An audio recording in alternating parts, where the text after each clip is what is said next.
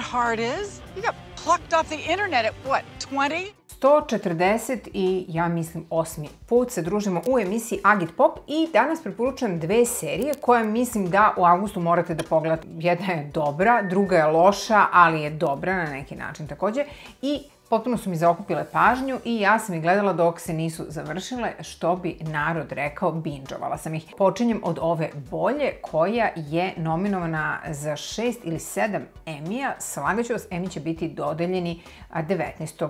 septembra. U pitanju je serija HBO Max Hacks. Ovo je veliki trijumf tri žene, autorke Lucija Agnello i glavni glumica Jean Smart i Hannah Einbinder. Zaplet je interesantan. Smart tumači Deborah Vance, koja je legendarna diva stand-up komedije u Vegasu, ali je pomalo sustižu godine, pristižu sveži komičari i agent joj šalje Avu. Ava je pripadnica generacije Z i upravo je kancelovana u svom hollywoodskom okruženju jer su joj pronašli neki tweet od pre 10 godina.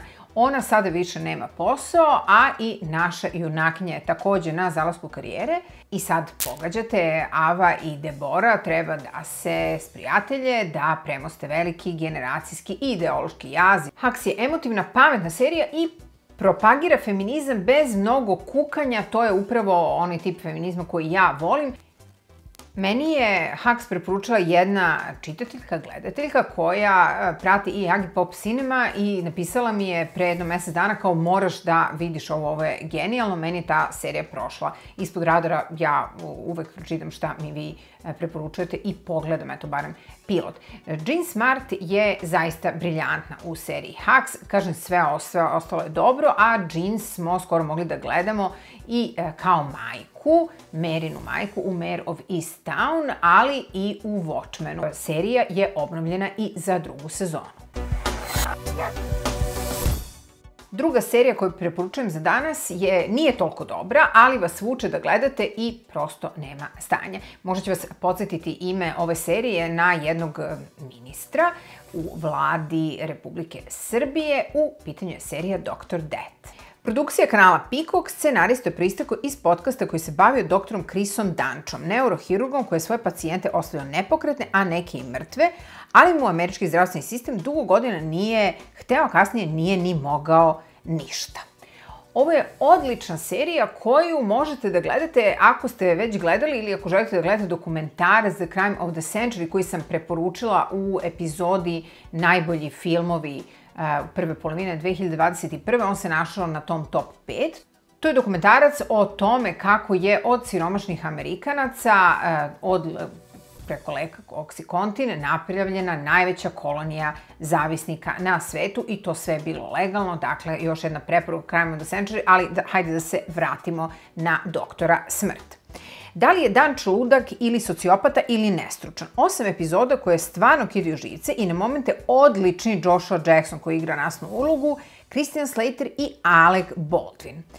Režirano je tako da je ponekad malo budalasto i glumci uopšte ne znaju ni koji lik igraju, ni šta rade, kao da su se prvi put vidjeli na setu. Znači, kao otprilike da ste upali u nekakav B-trash Twin Peaks, ali ima i sjajnih delova. Christian Slater je jedan od producenata. Interesantno je da je on sličan lik. Mislim, on je ovaj lik koji je tumači ovde preneo pomalo, osim sad nekih ključnih delova karaktera, ali to sad nema veze, ali napravit ćete paralelu sa onim što je uradio u Dirty John drugoj sezoni koju sam ja isto jako preporučila. On se takođe vratio u igru, možda ne kao glumac filmske produkcije, ono što je bio 90-ih i krajem 80-ih, ali je sad našao neki svoj niš i tu kao producent je potpuno pogodio šta treba da radi. Mislim, on je po meni najbolji u ovoj seriji, iako kritičari mnogo više hvale Joshua Jacksona. I nemojte da idete na Wikipediju, kao šta je bilo, ne. Gledajte i nemojte sebi da spojlujete. Eto, mislim, ja ponekad to uradim sebi, ali nemojte to da radite.